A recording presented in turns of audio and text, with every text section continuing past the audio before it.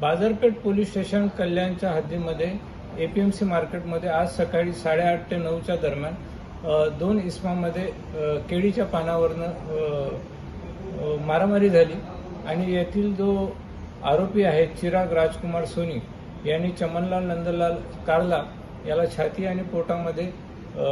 कैचीच्या साहाय्याने वार करून गंभीर जखमी करून त्याच्या मृत्यूस कारणीभूत झाला। तसेच मयत चमनलाल नंदलाल कारला याचा मुलगा कार्तिक आणि त्याची पत्नी नीतू देवी यांनाही त्यांनी त्या कैचीच्या साहाय्याने मारहाण करून त्यांनाही गंभीर दुखापत केलेली आहे। या घटनेमध्ये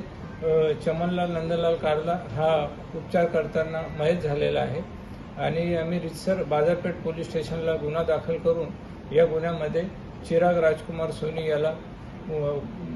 बाजारपेठ पोलीस स्टेशनच्या अधिकाऱ्यांनी ताबडतोब अर्ध्या तासाच्या आत अटक केलेली आहे।